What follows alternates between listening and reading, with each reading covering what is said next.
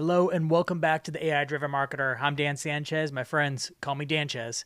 And today I'm syndicating an episode that was recently published on the Agents of Change podcast about practical ways you can use AI in your marketing today. They did a great job in interviewing and pulling a lot of great tidbits out of me around how AI can be implemented within your business across AI, across different components of AI that I haven't talked about here on the show before.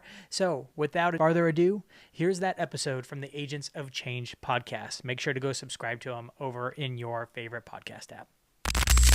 My next guest is the senior AI marketing strategist at Social Media Examiner, where he makes AI less intimidating and more practical for marketing leaders like you. With over a decade in the game, he's all about helping marketers work smarter, not harder, using custom AI solutions. When he's not talking bots and strategy, you'll find him running, homeschooling his kids, or diving into his next big idea. Today, we're going to be looking at practical uses for your AI in your marketing with Dan Sanchez. Dan, welcome to the podcast. Thanks for having me on.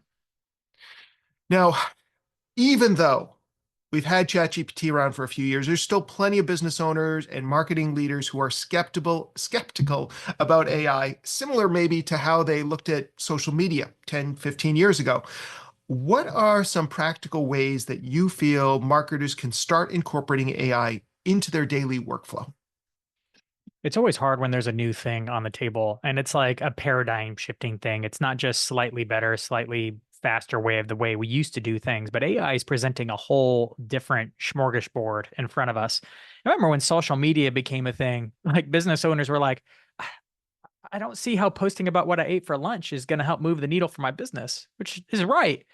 But it kind of took us a while to figure out, like, how do we actually apply this thing? And then it took time, and smart people like Michael Stelzner and Pat Flynn, like, wrote blogs and figured out how to, like, oh, we can answer our people's questions and then post that to social media, and then it can help, right? But now with AI, we have a whole new thing, and we're trying to figure out how to best leverage it. So even though it's been out for 2 years, well, like, we're still figuring out all the use cases. Some of those ways have kind of been self-evident, like, oh, like, we write lots of content. Maybe ChatGPT can help us write some of that content.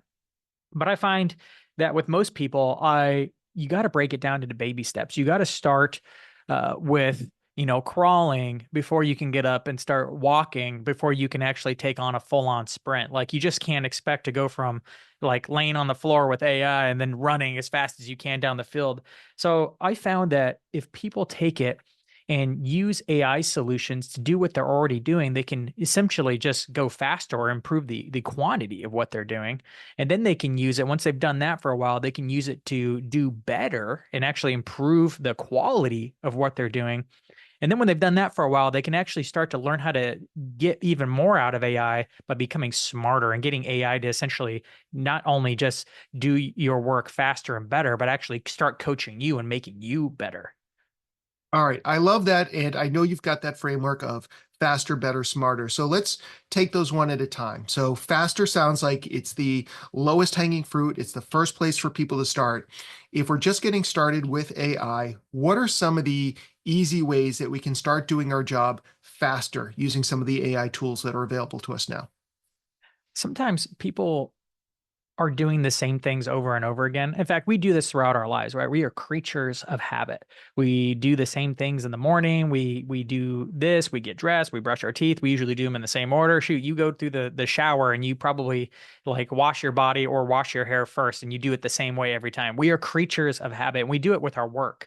So the first thing I usually do when I sit down with something, I'm like, dude, what are you working on, like, on a daily basis? Like, what's a daily task you have to do? Interesting. And I'll move on and go, okay, let's write that down.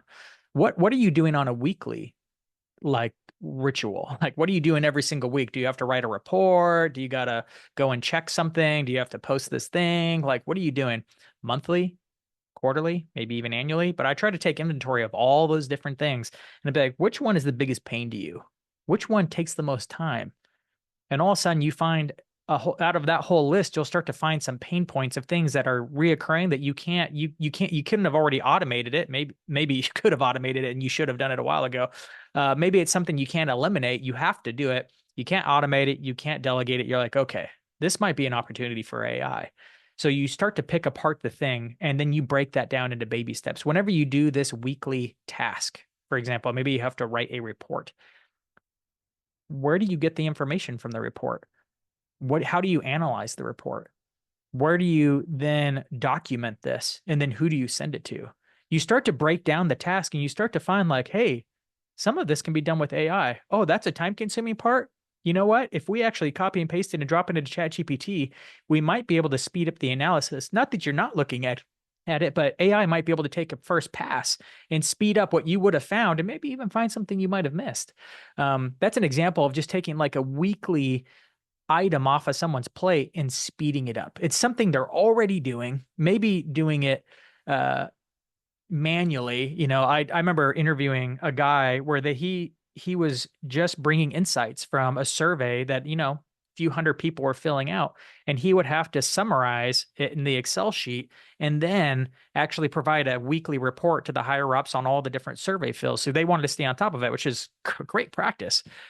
AI has automated it completely. So he engineered it so every time a new survey comes in, it summarizes the sections and then does a summary of all the summaries in order to instantly create a weekly report of it. So now he can get into actually diving in deeper and making the most of those insights and pulling them into the marketing, because oftentimes they read a report and kind of inform their guts, but not actually work it into the marketing. So now he's spending more time doing that.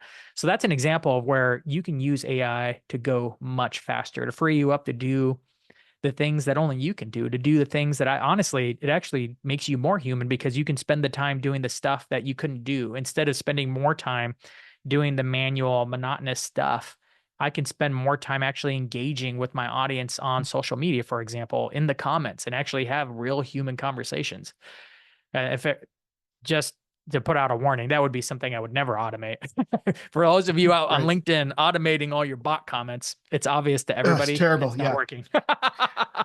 Especially because you're probably having a better conversation. Your bot's having a conversation with somebody else's bot, and really nothing is getting done. I do love your example though, and I had a very similar situation when it comes because better is, or rather, faster is really about Yeah. productivity. Yep. And as an example, we had to review a whole bunch of surveys for a client, which normally we would have had to go through by hand, just like hundreds of different people answering like the same 10, 15 questions. And with AI, we were able to have it quickly analyze it, give us some of the overall sentiment, and also pull out specific quotes that were worth reviewing as humans. And kind of like to be able to pull this, like, what are the best quotes? What should we be looking at? So that's going to make us more productive. It's going to make our jobs go faster, or the Yep. specific tasks we have. So fantastic, love it. Let's talk about how we can actually use AI to get better at our jobs. Man, this is when it starts to get fun, because AI is different. So it starts to unlock new possibilities that you just couldn't do before. I remember when I got deep into Infusionsoft, because again, I was trying to make everything faster. I was trying to automate everything. It's like this small business marketing automation platform. They're one of the first ones to do like drag and drop journey builders in their system. I had automated it to its fullest extent. I maximized it, even to the point where people were like, this feels a little robotic. I had to pull it back. It went too far. But with AI, there's whole new possibilities of what we can automate and still make really good. For example, like if I was doing I recently put out a course on the AI fundamentals to take people from just dabbling with ChatGPT to getting really good outputs, like getting to the point where they could just one shot at one prompt to get exactly what they want. So I did a typical 5 video, 5 day email course. There's it's sprinkled out over 5 days, one email, the video is embedded into you click through, watch the video. So that is cool. And if I wanted to use AI to make it faster, I could have had a little summary of each lesson in the email. Cool. That's faster. Not bad.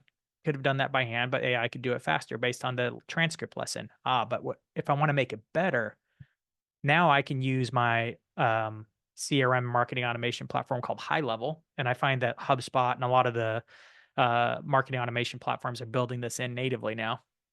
I can actually collect some information about the students taking this little mini course. And in this case, I'm taking their job title, uh, what audience or what market they serve, and what their product is. Just those three pieces of information. So then I take the transcript of the video lesson, which they can still watch the video, but in the email itself, I'm actually giving back custom action steps based on those three pieces of information. So now every single lesson is customized, hyper personalized just for them, because the lesson's going to look very different if you're the CMO of a beauty company versus if you're an email marketing specialist selling accounting software to accountants, right? That the action takeaways are going to be different how they might work it into their daily lives. So that's an example of how something's getting better. And now I set that up. I set it up last summer. I forgot about it, but hundreds of people have now gone through that course and gotten highly actionable, personalized thing. And that becomes the bonus part of the lesson of like, look what AI can do.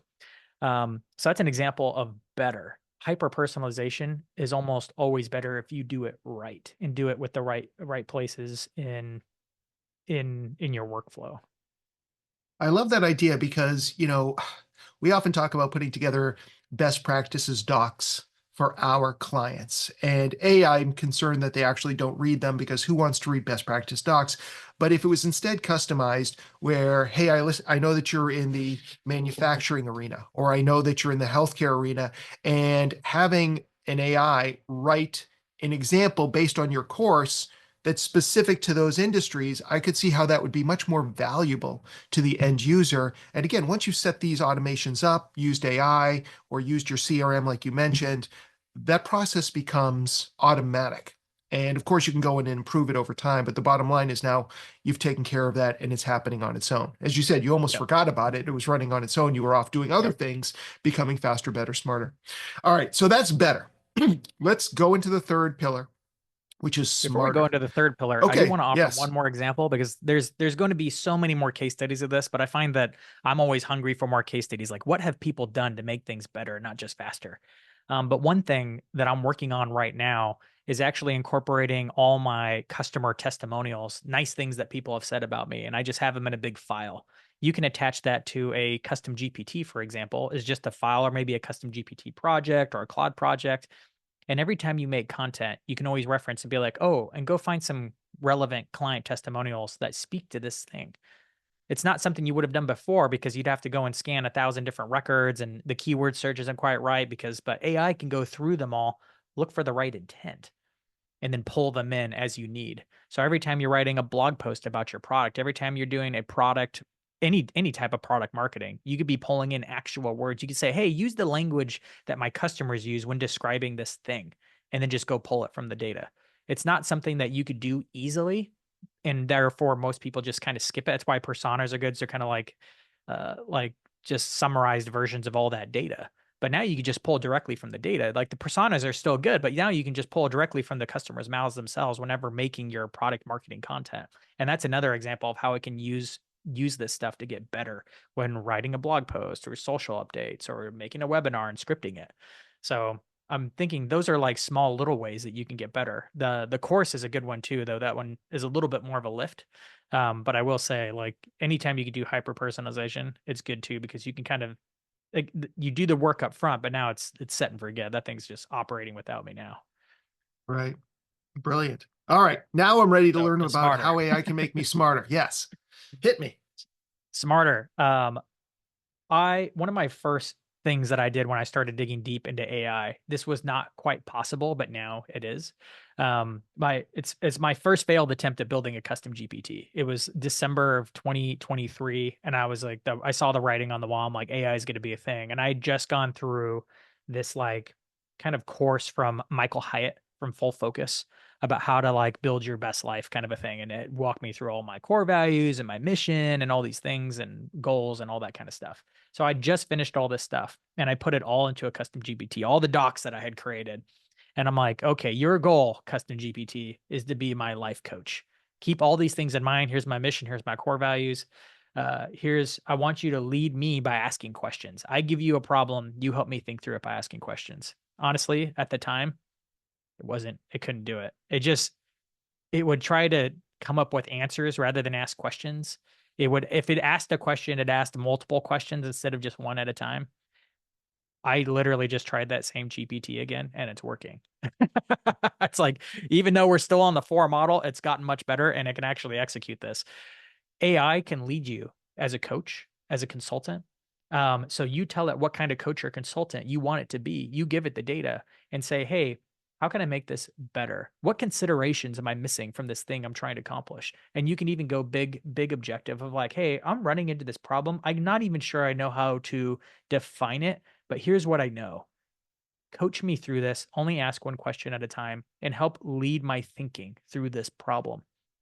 And you'll find that ChatGPT is a very capable coach.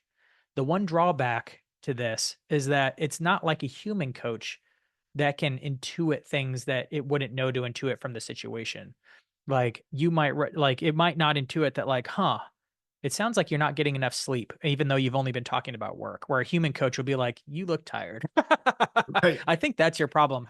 How's your do you work out? Like Right.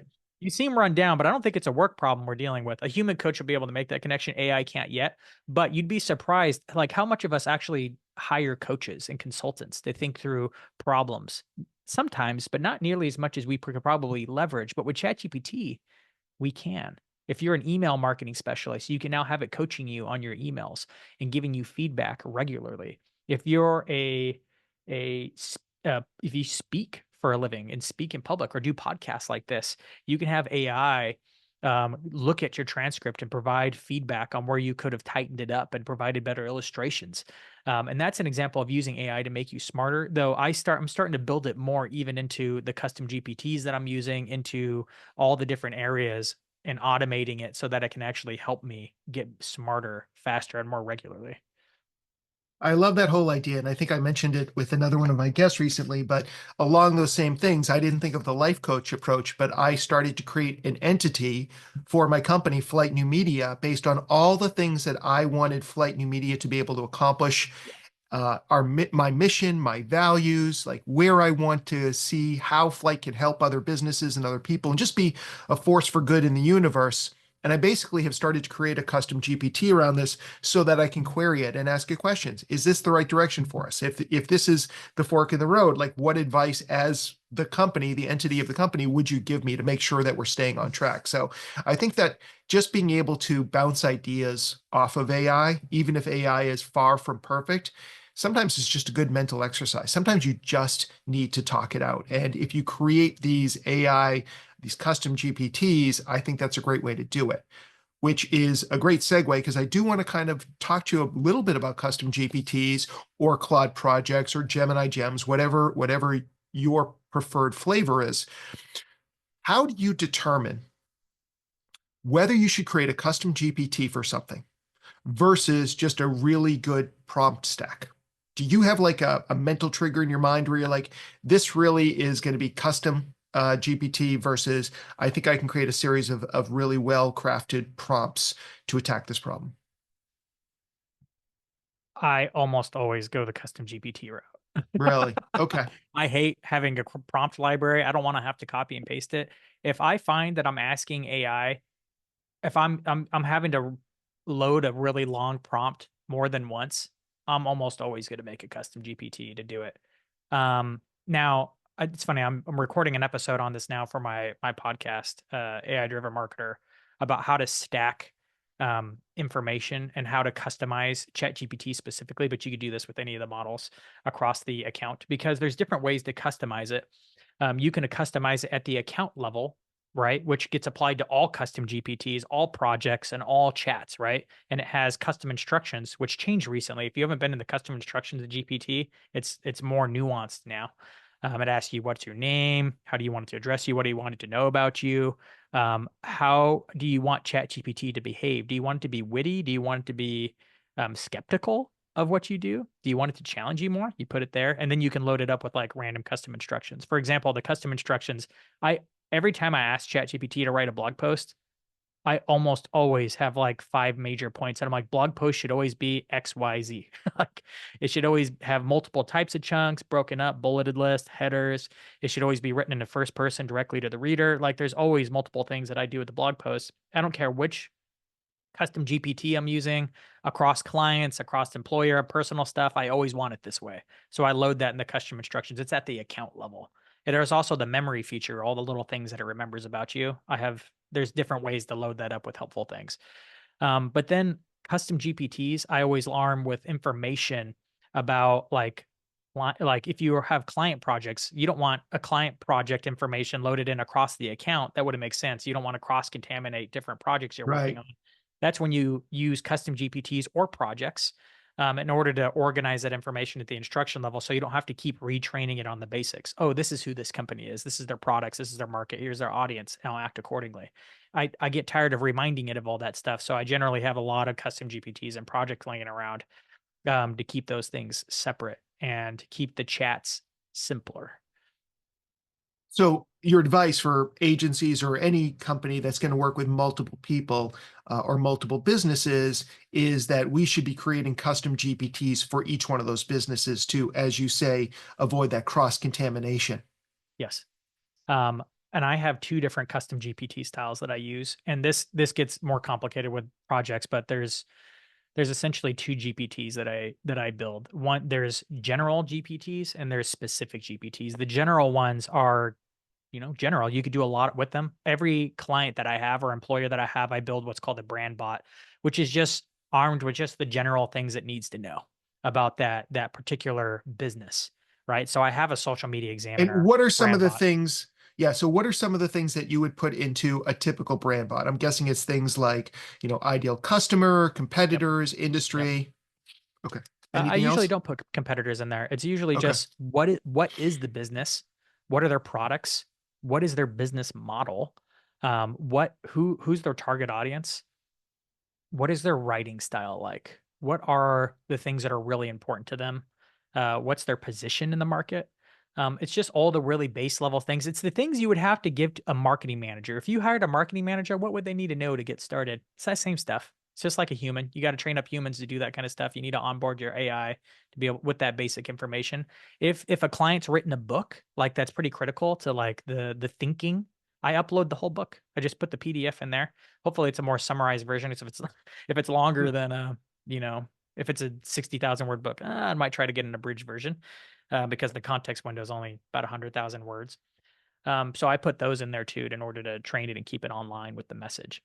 And then I use And that Dan, if for we can most just dig a things. little bit deeper on, if we can dig a little bit deeper on this for a sec. So, Yeah. when you bring on a new client, like I know that you recently started working for Social Media Examiner, when you're doing something like that and you've got this new client, are you in? I'm just curious about your process. Are you interviewing?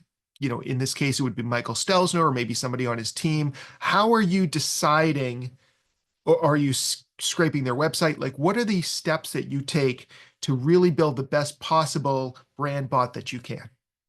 It became something that I did frequently enough that I literally made a custom GPT to build this custom GPT. So Again, I don't meta. like to repeat the model over. I'd done it 3 times. I'm like, screw it. I'm just making a custom GPT to go scrape the internet for it because it's really basic. It doesn't have to be a lot. So I go and I built the, no, this isn't a good example of a specific custom GPT, right? That was a general one. A specific one only does one thing and usually takes multiple steps to execute that one thing. So this other custom GPT I made is a specific one because it walks through the same process of building out the instruction profile for a brand bot, right? So this one goes through and it probably starts off with, hey, like it just knows like the first thing you enter to get this thing going is just put the company website URL, right? It goes and scrapes the website and then to understand what the company is about, its general product, market, audience that goes and scrapes other websites about it to get reviews and different things and then starts to build a profile and understand the business model and it's specifically going through and looking for all the things that I just discussed and then summarizing it going through some researching summarize and I think it takes 3 different passes on research and then create summary and then from those 3 summaries its last step it'll be like hey do these summaries look good it checks with you and you're like yes move forward it goes and compiles the instructions that you can then copy and paste to build a brand bot. So that one's a pretty quick and Nice. simple custom GPT. But every time I have a process that's like multi-step like that, I try to turn that into a custom GPT. One of the best ones I made that's very popular because I released the instructions on it that you can take, copy, and paste and make your own or riff off of and do something more with is one I call Showrunner or My Showrunner. And it's essentially automates all the pre-production for a podcast. So you might be interested in it because it might help you with your show. But it does a lot of the work that I was doing for every guest on my podcast. And it starts off with like, hey, who are we interviewing today? Is this a solo show or is this an interview show? Oh, it's an interview show. Well, who's the person? You're like, oh, great. You want to drop their LinkedIn profile? and I just go and copy and paste their LinkedIn profile, put it in there, just paste it in. It's like great. It finds that, analyzes that, then goes and looks for them online and looks for things they've written out there, other things they're associated with. Builds a summary. Is this okay? You're like, yes. You're like, great. What do you want to interview this person about? I'm like, I'm thinking about going in this direction, or I'm not sure yet. It'll then recommend, like, okay, here's 5 different angles we can take for this episode. You're like, huh, I really like angle 3. It's like, great. Here's 10 different titles for this episode to give it direction based on this angle. And it's again, it's thinking about the consideration of the premise of your show, because that's in the instructions, the expertise of the guest. It's a lot of things to think through, but it thinks through all of them and then comes up with 10 different titles. You're like, ooh, title 5's awesome. And also make this tweak. Great. Based on that title, based on that premise, based on your show, based on their expertise, here's an example outline of the show: intro, questions, outro. Does this look good? Great. And here's an email that you can send to your guest with the questions in there. Let me know when it's done, paste the transcript below, and we can start working on post production. So that's my showrunner. It's like Nice.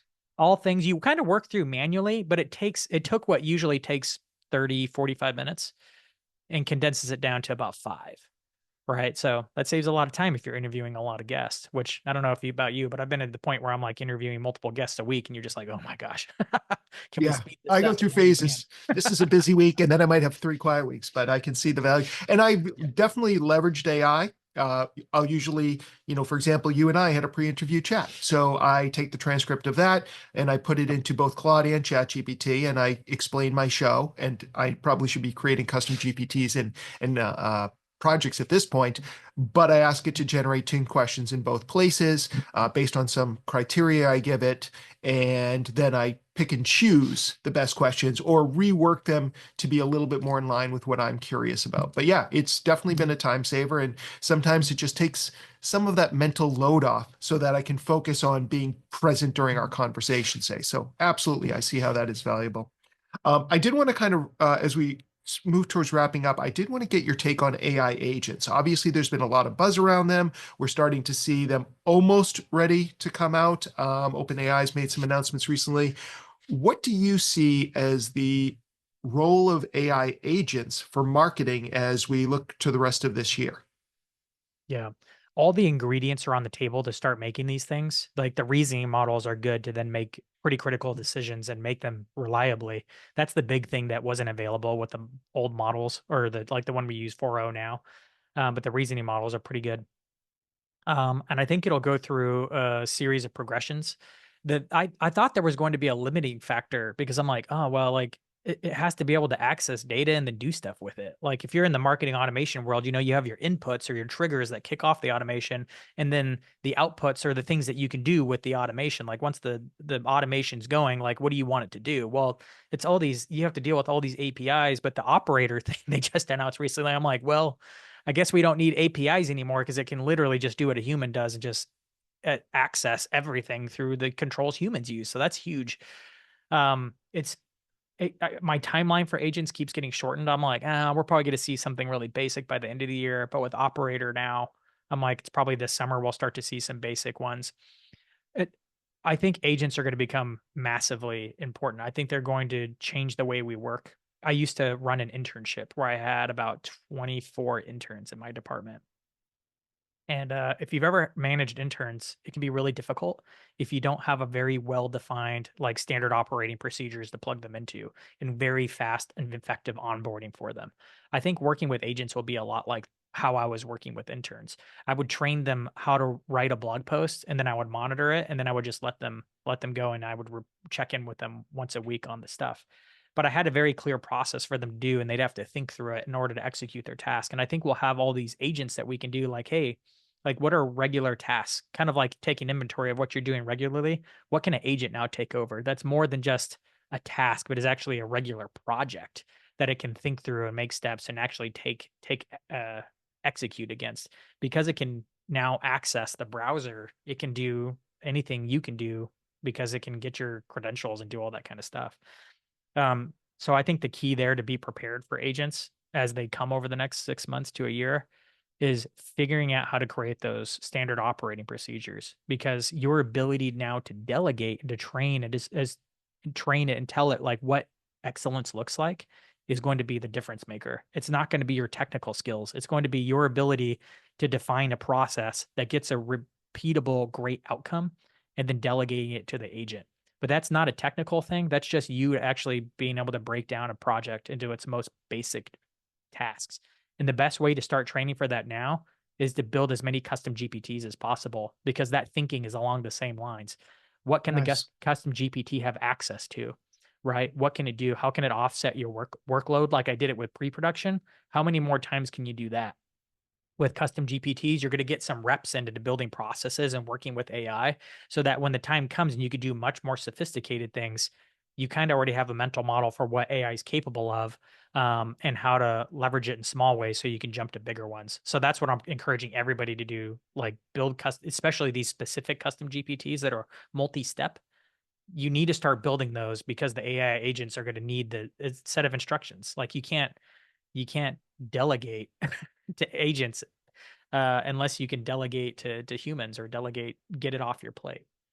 Which is a skill unto itself, but we'll leave that for another day. As we wrap up, what is one piece of actionable advice you could give to our audience to get started on faster, better, smarter when it comes to their own AI? To swing back through what we already talked about, take inventory of what you're doing regularly and start to figure out what maybe take a low lift thing that you're like, I think I could do this with a custom GPT. Do it. Like start getting the reps of building these things, but take inventory of what you're doing daily, weekly, and monthly and see what you can automate and then do another one and then do another one. And quickly you will become the go-to person in your company. Once you're the go-to person, people will start to come to you and you'll start to get ahead and you'll start to get a reputation for AI within your company. And once you have that lead, like you'll continue to stay ahead because people will keep bringing their problems and you'll keep, I don't know what it is, but like once you have the lead on something and people start coming to you, like it's easier to hold the lead because everybody keeps coming to you with more interesting problems. You keep getting more and more experience and you'll stay ahead in that topic. So now's the time to get ahead because it's still really early. I only expect it to like cross the chasm, become mainstream just with marketers probably by the end of the year, maybe, as into where like most marketers are doing it regularly or think it's a meaningful feel thing that they use on a daily, at least weekly basis. So it's still really, really early. Most of the population doesn't touch AI. All right. Dan, this has been incredibly helpful. For people who want to learn more about you, connect with you, where can we find you online? LinkedIn.com is my social media platform of choice. So you can go to linkedin.com/in/digital marketing Dan. Or you can find my show, AI drivenmarketer.com, and subscribe there or on YouTube. Awesome. And we'll have links to all of those in the show notes. Dan, thank you so much for coming by today. Thank you so much.